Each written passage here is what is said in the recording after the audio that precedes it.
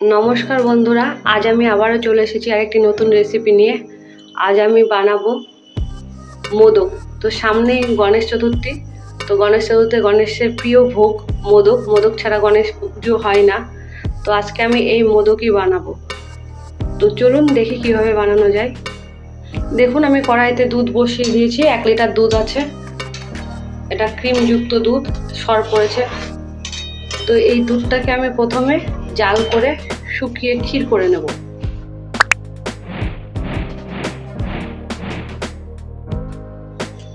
দেখুন, দুধটা আমার ফুটে গেছে।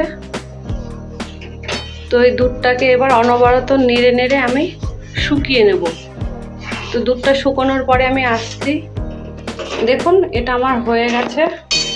আমি এর মধ্যে দিয়ে দেব 2 চামচ চিনি।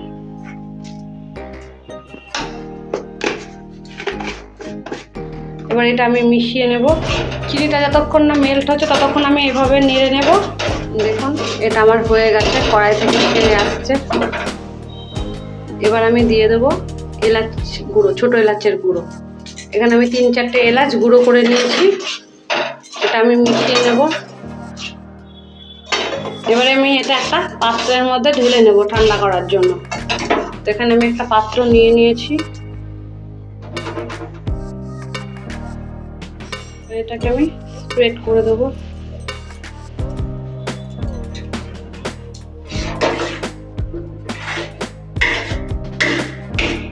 এবার এটা ঠান্ডা হবে। এবার আমি এই কড়াইয়ের মধ্যে দিয়ে দিলাম নারকেল কোড়া, আর দিয়ে দেবো কিছুটা চিনি, 6 চামচ মতন, 5-6 চামচ মতন চিনি আমি এখানে দিয়ে দিলাম। দিয়ে দেবো সামান্য দুধ। এটা আমি একটু নাড়িয়ে নেব।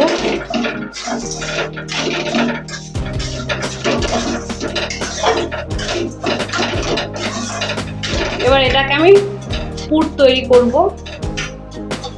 এটাকে অনবরত জাল করতে হবে যতক্ষণ না চিনি মেল্ট হচ্ছে। চিনিটা দেখুন গলে গেছে।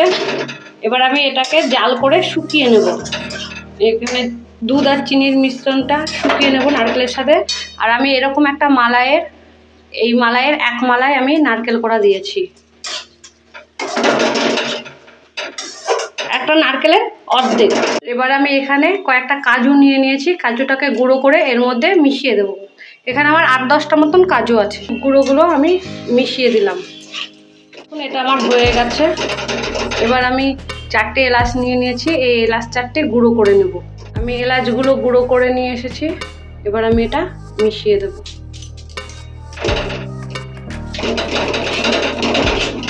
আমার এটা হয়ে গেছে। দেখুন, এটা আঠা আঠা ভাব হয়ে গেছে। এবার আমি এটা ঠান্ডা হতে কিছুটা সময় দেব। তারপরে আমি নেক্সট প্রসেসে চলে আসছি। হয়ে গেছে, দুটোই আমার ঠান্ডা হয়ে গেছে, পুর আর এই মাওয়াটা। এবার আমি এরকম সাইজ করে নিয়ে নেব। এটাকে ভালো করে গোল করে নেব যাতে মসৃণ হয় জিনিসটা। এবার এটাকে একটা বাটির মতন করে নেব।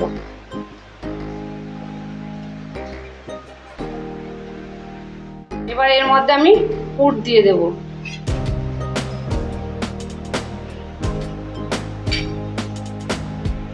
এবার মুখটা আমি বন্ধ করে নেব।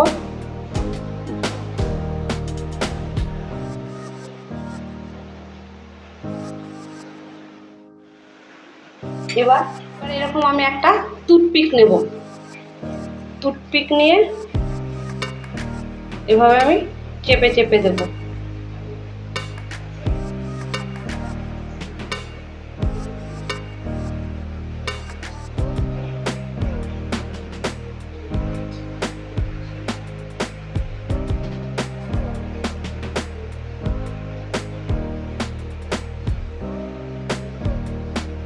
দেখুন কি সুন্দর হয়ে গেল, কোনো মোল্ড ছাড়াই হাতে তৈরি হয়ে গেল মোদকটা। এখানে আমি অলরেডি একটা বানিয়ে রেখেছি। আমি আর একটা করে দেখাচ্ছি।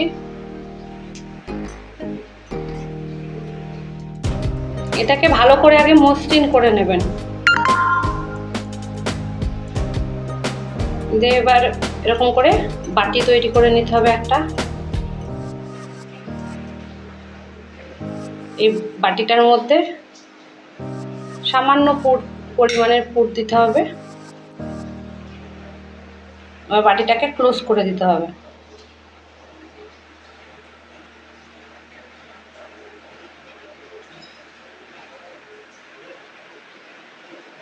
মুখটাকে আমি ক্লোজ করে দিলাম।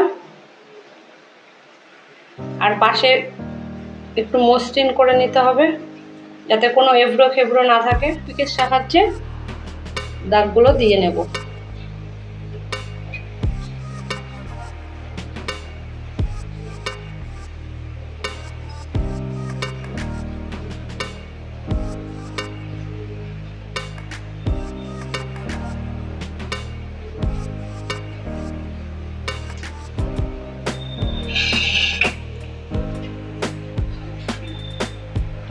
এভাবে আমি সবগুলো বানিয়ে নেব। দেখুন আমার 3টে হয়ে গেছে। এভাবে আমি সবগুলো বানিয়ে নেব। এটাই আমার লাস্ট। আপনাদের কাছে যদি কারো টুথপিক না থাকে তাহলেও কোনো অসুবিধা নেই, তার বদলে আপনারা চামচ দিয়েও করতে পারেন।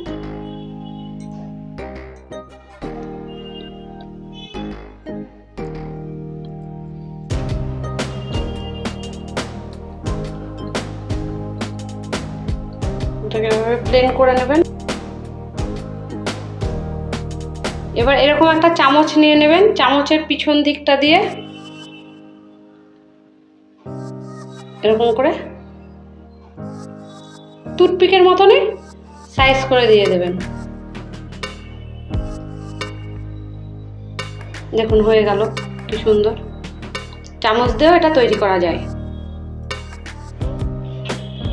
তো এইভাবে আপনারা বাড়িতে বানান।